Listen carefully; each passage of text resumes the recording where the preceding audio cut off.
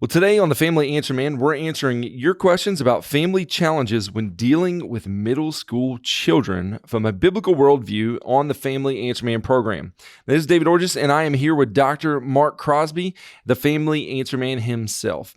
Now, our time is designed to answer questions commonly asked in both the counseling and church settings, and our goal is to answer general questions from a biblical worldview through our lens of collective years of experience and education to help you, our listeners, have a stronger, healthier, happier family.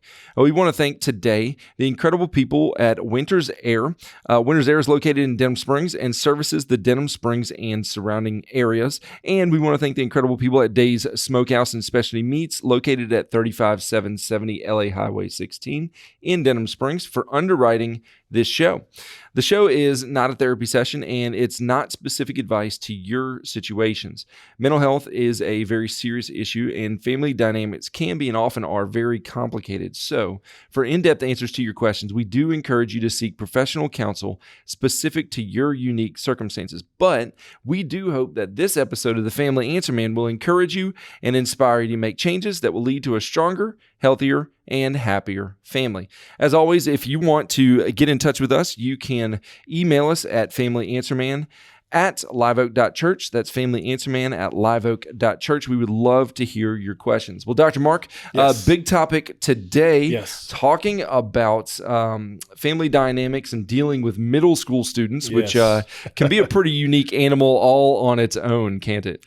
Yeah, and the reason for that is because, the middle school years, the junior high years are those extremely powerful and important transitional years, meaning you're leaving your childhood, so to speak, and you're entering into adolescence, but you're still very childlike in many ways, childish in some ways, but yet still you are starting to enter into adolescence or into puberty, if you will. And now these hormones are starting to find their way, just bombarding your body, so to speak.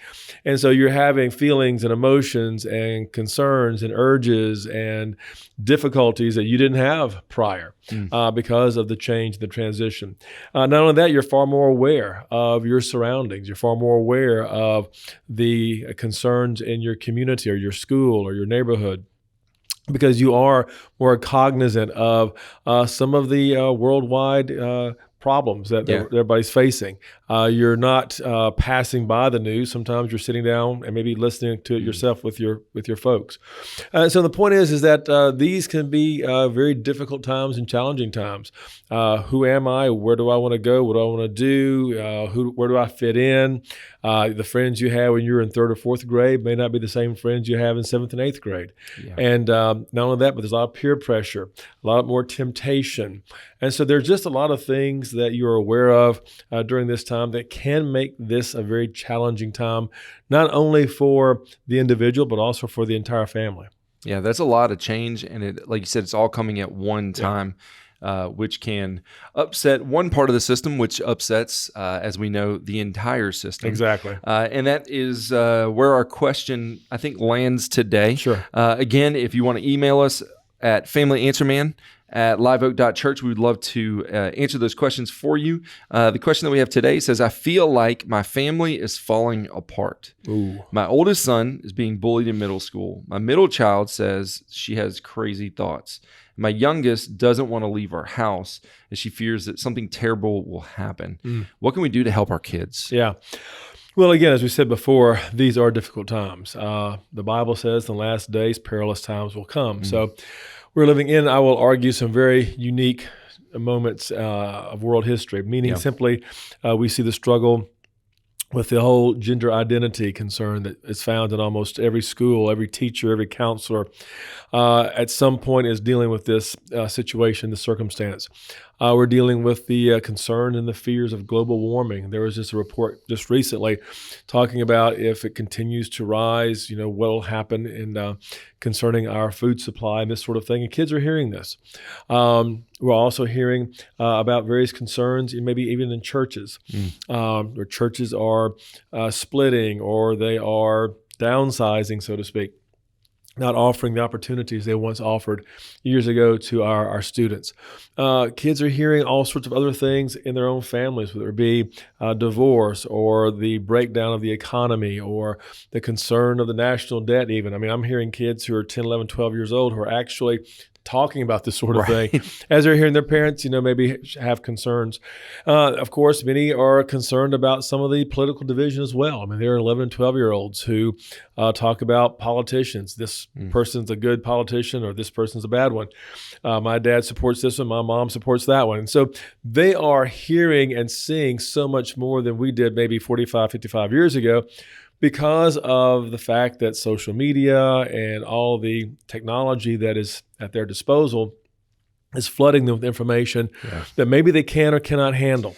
That's a great point. Yeah, and so they are trying to absorb all this and process all this, with the mind of a 11, 12, 13-year-old. And that's tough to do. Yeah. However, the reality is, even though these are difficult times, the circumstances that this person asked about really are not new.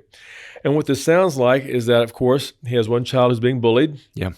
One child who may have obsessive compulsive disorder. Another child seems to be focusing and struggling with social anxiety. Mm-hmm.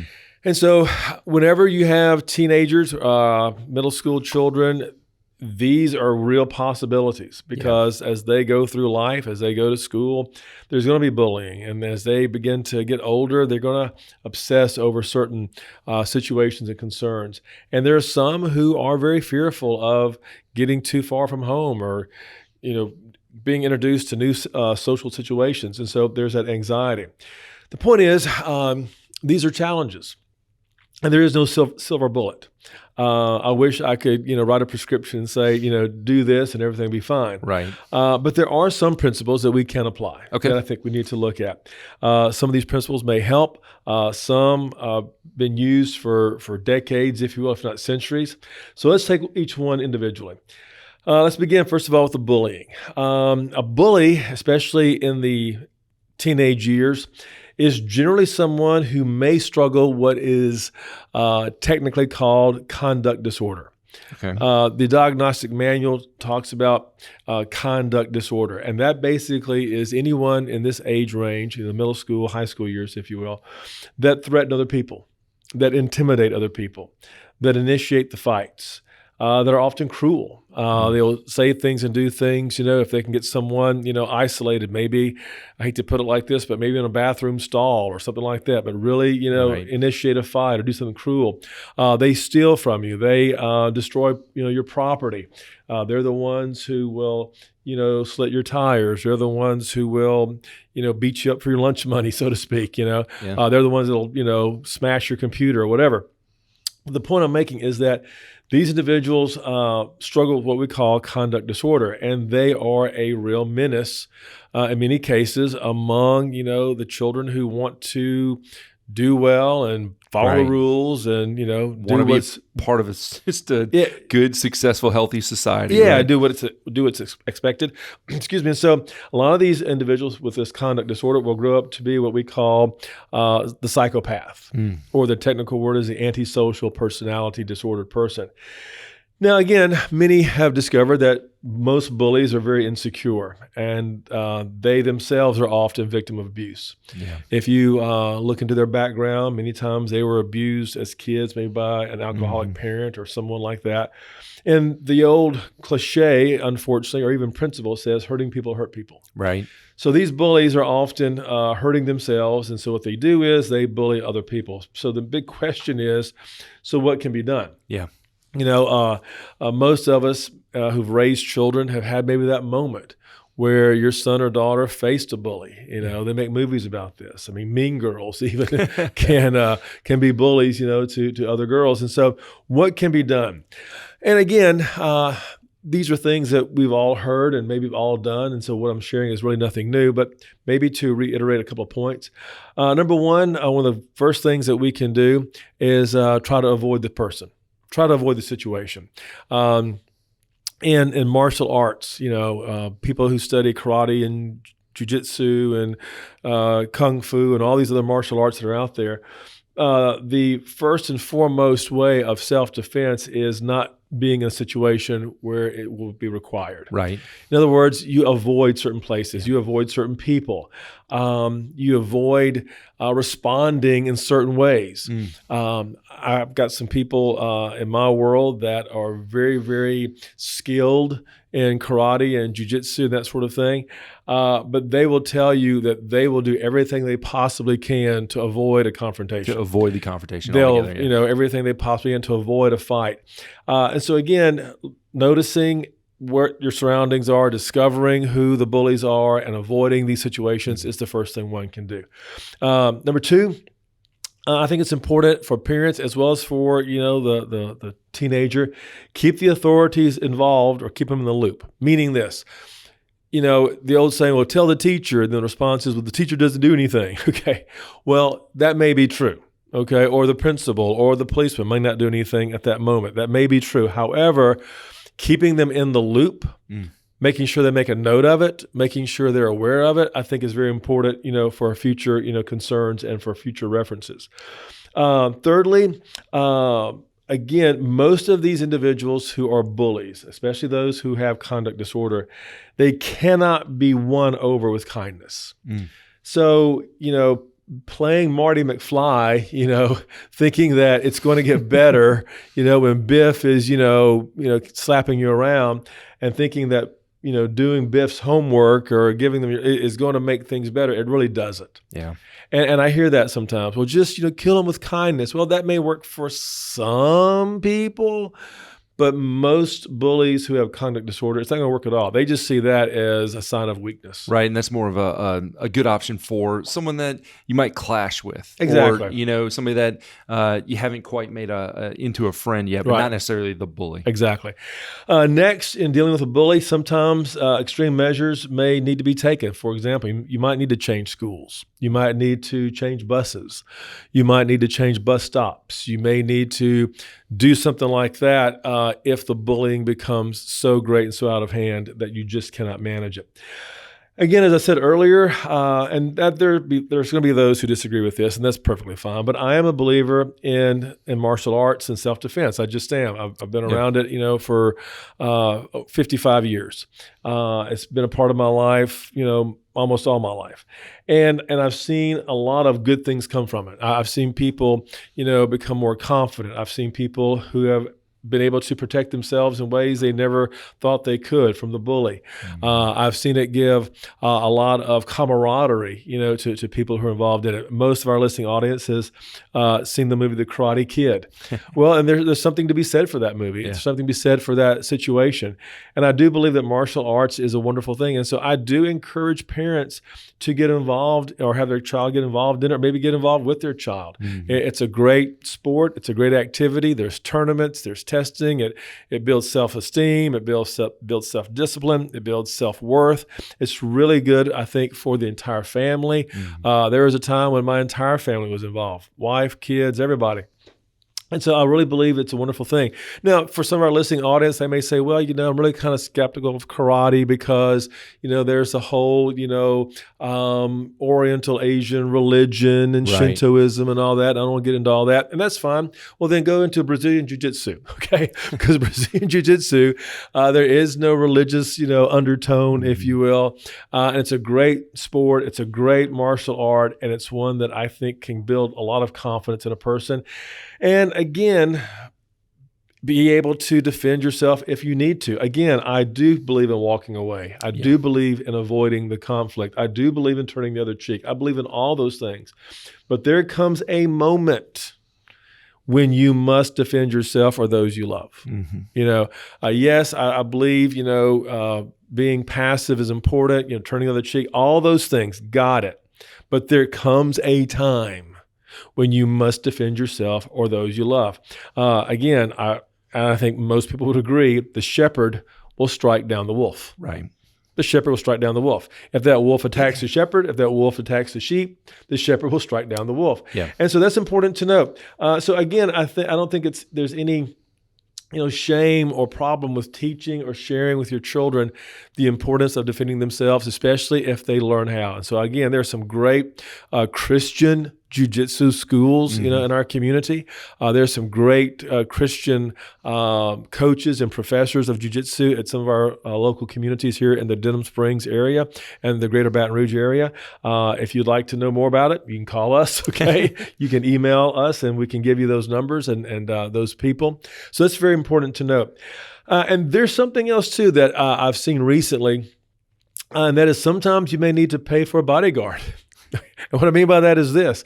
In the last 3 or 4 years, we've had people contact some of our Christian martial artists as their kids are going on mission trips. And if they're going to a mission trip, say, to a country that may have a history and a reputation of violence. Right. I've had some parents say, well, I'm going to hire, Mr. So-and-so who's a black belt in karate and jiu-jitsu, and I just want them to be there to protect my kids should something happen, and they'll pay them, basically to be a bodyguard. I've known of 1 or 2 people that have done that for their children, who may be on a school bus or whatever. They may talk to an older kid or an older, whatever, a football player and say, look, watch over my son or daughter. He or she's being bullied. But so again, these are unique situations. These are unique,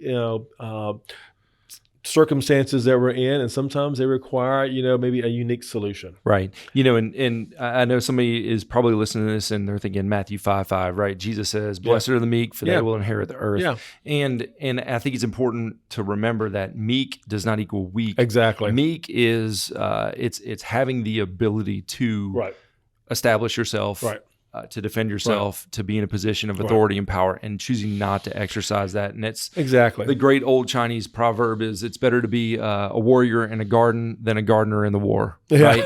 You want to be a warrior in a peaceful time and have the ability to defend yourself. Yeah. And like you said, walk away, avoid. Do your best to avoid. Yeah. Know who you're dealing with, know who the bullies are, know when to go down a different hallway, know when to get to the school bus, stop, know when to, keep your mouth shut, kind of thing. Right. But when you're not able to. But when you're not able to, there comes a time. And so I think having that inner strength of that many times martial arts provides, I think is very important.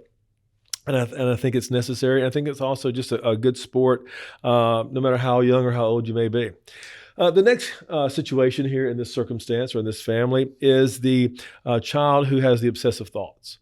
And these obsessive thoughts, these obsessive compulsive disorders are simply defined as a person who has persistent thoughts, urges, or images. There are persistent thoughts, urges, or images. In other words, they have these thoughts that they can't get out of their head. Maybe these are very, just very egregious and violent thoughts, or very, just debilitating thoughts or images that's in their mind, and they're trying to get rid of them. In other words, these thoughts are intrusive. Yeah. And they don't know where these thoughts come from. And I've even had people say to me, in church setting, hey, I was praying, and all of a sudden this really terrible thought entered my mind while I'm in prayer. Right, which can bring up feelings of shame. Exactly. Right? Yeah. Shame, guilt, etc. And so what that means is this person is probably struggling with obsessive compulsive disorder, because these are persistent thoughts, they're intrusive. And so what they do then also to deal with these thoughts is they begin to do things that are repetitive. They say repetitive prayers. They maybe count numbers and whatever. They do a lot of hand washing for fear that there are germs everywhere. Of course, hand washing has been kind of popular in the last 3 years. But anyway, what they're trying to do, they're trying to reduce the anxiety in their life. Yeah. They're trying to reduce, basically the anxiety that they're processing as they see something on TV, as they watch something, as they hear something happening to maybe a friend or family member. And so what helps in most cases is that when you're dealing with obsessive thoughts or whatever, such as, I think I ran over someone as I was driving, home from school. Well, no, you probably didn't. There's probably a pothole that you hit. Chances are you didn't run over anybody, And so what that means is when dealing with someone who has obsessive compulsive disorder, you have to, first of all, let them share their thoughts, let them share their concerns, let them share what they're experiencing or feeling, and then give them the facts. The facts are you didn't run over anybody. You think you did, you thought you did, what if I did, what happened, should I go back and look? No, you didn't. Number one. Number two, therefore, these facts hopefully will offset the obsessive thoughts. Did I say something that I shouldn't have said? Did these bad thoughts that entered my mind, did they cause me to, feel a certain way about someone or whatever? No, these are just thoughts that come into your mind. As Charles Haddon Spurgeon said years ago, you cannot keep a bird from flying over your head, but you can keep it from making a nest in your hair. There you go. Okay. My point is this, is that these thoughts, they come into our heart and mind, but they don't have to stay there. Yeah. They don't have to stay there. So you basically, as the Bible says, take captive every thought, and so you take captive these thoughts by sharing, here are the facts. I'm forgiven. God's grace is real. Jesus loves me. He knows my heart, and he has forgiven me already, and I'm going to move on. So again, facts, allowing the person to share their concerns, let them know that the facts override any magical thinking they may be experiencing.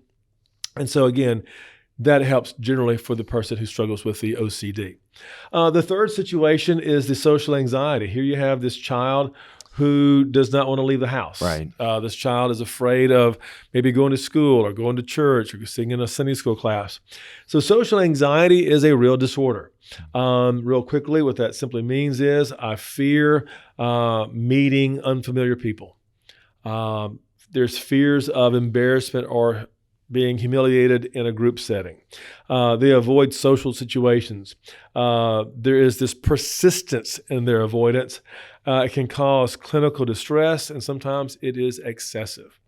So social anxiety is a real thing. And sometimes when you are in middle school, when you are entering high school, you feel awkward. Yeah. You feel like, my style of clothing doesn't stand up to others. My vocabulary, my accent, my hairstyle, my fill in the blank. And so there's this fear of embarrassment, this fear of humiliation, this fear of meeting unfamiliar people. So how do you help someone who's struggling with social anxiety, especially a child? Number one, allow them some control, meaning this. If they don't want to go to the school dance, if they don't want to go to the, gathering of friends or whatever, if they don't want to go to the ice cream social at the church, whatever, if they don't want to go, encourage them. Try to persuade them best you can. Give them opportunity. But if they don't, allow them some control. Okay, that's number one. Number two, if they do decide to go, or if you can get them to go, or if a friend can get them to go, then have a plan. If you get there and things don't go well, if you get there and things just kind of make you feel uncomfortable, if you get there and what you were hoping would happen is not happening, then have a plan. I'm going to call this number. I'm going to call my mom. I will send her a text message saying, hey, I'll meet you out front. I'll let the teacher or the student youth pastor kind of know what's going on. And if they realize, hey, it's probably time to go, or this is not working out, then have a plan. And having a plan helps to reduce that anxiety exactly before it ever gets ramped up. Because they know that if something doesn't work out, if something doesn't, work the way it should, then the plan is I'll tell the youth director, I'll tell the teacher, I'll tell the whomever, and we're all good, and I'll text my mom, and she'll come get me, and everything will be fine. And that's one of the things I've seen recently too is having a code word. They text you the name of a fruit, right? Or something where then the parent knows, hey, I need to show up and I want to take the blame for, oh, hey, something came up. We've got to leave early. So it doesn't put it back on the kid. It actually kind of insulates them from some of the social anxiety that they've making excuses or trying to come up with an explanation or something like that. Thirdly, rehearse the situation. So if, let's say they're going to the school dance and they don't know how to dance, okay? Rehearse the situation, learn how to dance, learn what to do, learn how to say please and thank you kind of thing. Yeah. What is expected, and then rehearse it. Mm-hmm. I think one of the things that we as parents don't do enough of is rehearse situations for our children. Let them rehearse ordering a meal, at the restaurant. Let them rehearse ordering a hamburger at McDonald's or whatever it may be. Right. But let them rehearse doing that so that when they're called on, they know what to do. Yeah. Fourthly, very similar to what we said earlier, have a panic button. what to do, have a panic button.